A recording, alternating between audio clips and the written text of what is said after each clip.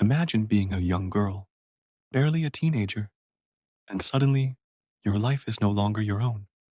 You're married to a man decades older, a king, an emperor, a ruler of empires. Your body becomes the property of the crown, your womb the battlefield of dynasties. Every year, sometimes every few months, you're forced back into the cycle: conception, birth, loss, recovery, and then the cold command to begin again. No freedom, no escape, only the desperate hope that one child might live long enough to carry the name of the family into the next generation. These are the forgotten horrors of queens who gave birth not once, not twice, but endlessly, trapped in a relentless cycle of duty and despair.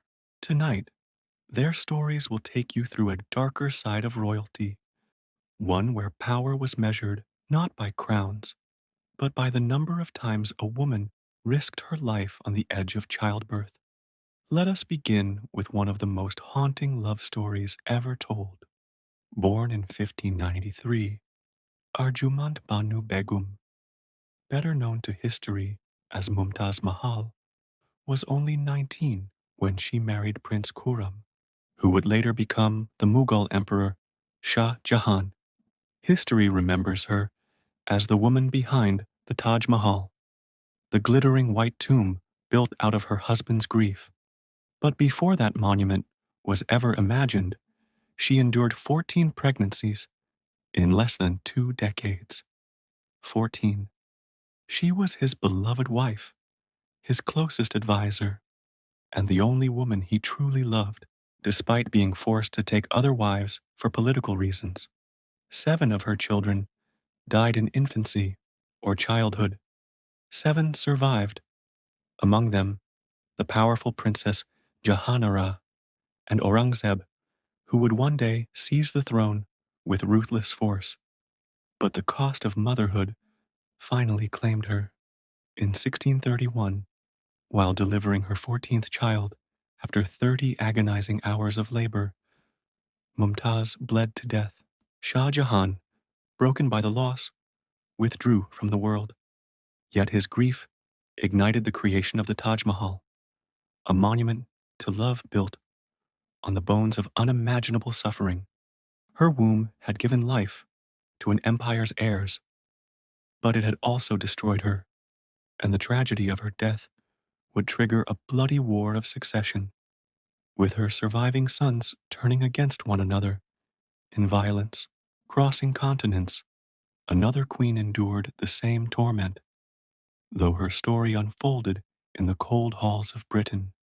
Charlotte of Mecklenburg-Strelitz, wife of King George III, is often remembered as the grandmother of Queen Victoria, and the woman whispered to carry distant African ancestry into the British royal line. But behind the portraits of a serene queen lies a woman chained to endless pregnancy. Married at 17, she gave birth to 15 children in just over 20 years. She loved her family dearly, preferring quiet evenings with her children to glittering court life. But her letters reveal a woman suffocating under the weight of her duty.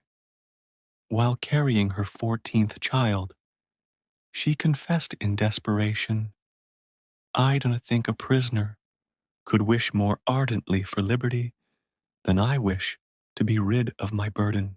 2 of her sons, Alfred and Octavius, died of smallpox as toddlers, tragedies that left her heart scarred. Yet the rest survived, an almost miraculous feat for the 1700s. Perhaps because of her own suffering, Charlotte fiercely guarded her daughters, delaying their marriages, refusing to let them be thrown into the same cycle of endless childbearing. Many never married at all, their lives spent sheltered under her protective wing. But Charlotte, herself, could never escape. Her husband's descent into madness would torment her final years. leaving her surrounded by children, but consumed by grief. And then there was Eleanor of Castile, a Spanish princess who married England's Edward the First when she was just 13 years old. From that moment, she followed her husband across battlefields, military campaigns, and crusades, all while enduring 16 pregnancies. Imagine a child of 13, barely grown herself, giving birth to her first baby, who died within days. Imagine the years that followed, marked by short-lived infants, fragile sons and daughters, who faded before her eyes. Only 6 of her children lived to adulthood, and even her one surviving son, Alfonso, died at just 10 years old, shattering her husband's hopes for an heir. Her body, exhausted and ravaged, still gave one last son to the crown, Edward II, whose reign would end in scandal and blood. Eleanor herself died of illness while marching with her husband in northern England. Edward's grief was so immense that he ordered a series of 12 crosses to mark every stop along her funeral procession. To this day, they are known as the Eleanor Crosses, a monument not to victory, but to the toll of a queen's womb, spent and broken by relentless childbearing. Their stories, though centuries apart, echo the same chilling truth. These queens were celebrated for their strength, their loyalty, and their devotion. But in the end, their worth was measured in numbers: how many babies they delivered, how many sons survived, how long they could endure the endless march of pregnancy before death claimed them. Their wombs were weapons, their children pawns in a ruthless game of power. And this game would only grow darker as we move forward in history, where women bore not just 10, not 15, but more than 20 children, until their very lives were swallowed by the duty of reproduction. If you find yourself drawn into these hidden, haunting truths of history, I invite you to join me on this journey. Subscribe so you never miss the next chapter in this shadowed tapestry of human suffering and royal duty, because what comes next will take us even deeper into the lives of queens who gave everything and received nothing in return but sorrow. But if you think the tragedy ends here, you are wrong. The next queens in our story pushed the limits of human endurance even further. Their bodies turned into dynastic machines. 16, 17, even 23 children, each birth a roll of the dice, each pregnancy a gamble with death. Their names are carved into history, but their suffering has been forgotten until now. In the 13th century, far from England's battlefields, another queen was pushed past the limits of human endurance. Karen of Armenia, often remembered as Queen Anna, was praised for her beauty, her kindness, and her devotion to her husband, King Leo II. But history rarely mentions the unrelenting torment she endured inside the palace walls. Karen gave birth to 16 children, 10 single births, and 3 sets of twins. Imagine the toll on her body, her spirit, her will to keep moving forward.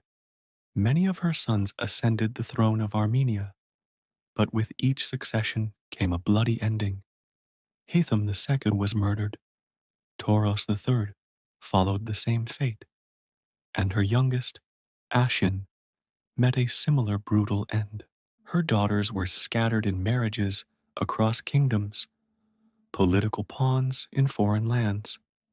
By the time Karen's final pregnancy ended in yet another pair of twins, she was drained beyond repair. Her womb had been used to secure a dynasty, her children caught in the violence of that very dynasty. Exhausted, broken, she abandoned the crown and sought peace in a monastery, living her final days as a nun. She died in 1285, not as a queen, but as a woman who had given everything, her youth, her body, her children, to a relentless system that demanded more than any human could endure. And yet, Kieran was not alone. Centuries later, another queen would live the same story on a much larger stage. Maria Theresa of Austria, the only female ruler of the Habsburg dominions and Holy Roman Empress, carried the weight of an empire on her shoulders. She ruled with authority, defended her lands, and reshaped her people's future. But all of this was done while suffering through 16 pregnancies in just 19 years. She declared once that had she not been constantly pregnant, she would have led her troops into battle herself. But she never had the chance.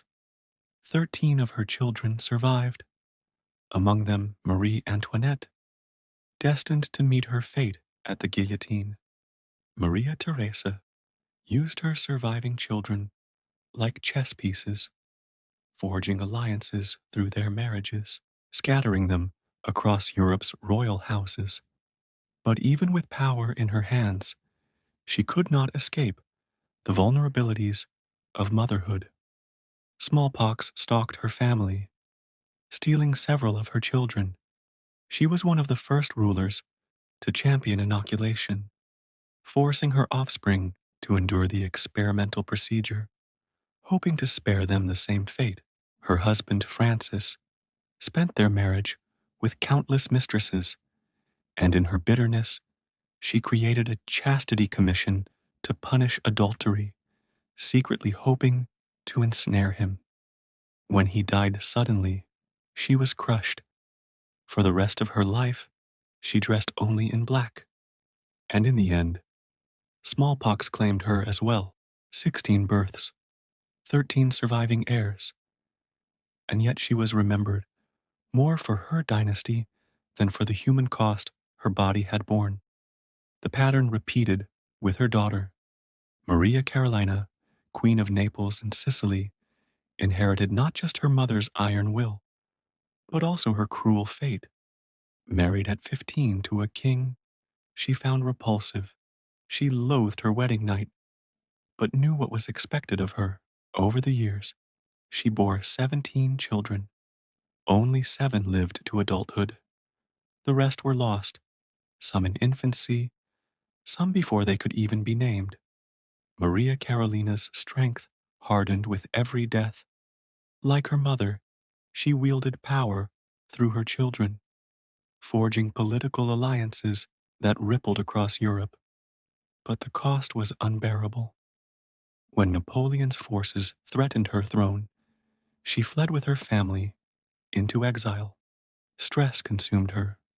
Her body finally betrayed her, and she suffered a fatal stroke at 62. Surrounded by papers, still scheming for her family's survival, she died before she could see Napoleon's defeat. Her womb had produced 17 children, yet her legacy was marked by exile and loss. And then there was Anne, Queen of Great Britain, whose story is perhaps the most harrowing of them all. Anne was the daughter of James II, and her marriage to Prince George of Denmark seemed at first like a love match. But what followed was not love. It was tragedy. 18 pregnancies. 18 times she carried life inside her, and every single one ended in heartbreak. Miscarriages, stillbirths, infants who died within hours, toddlers stolen by disease.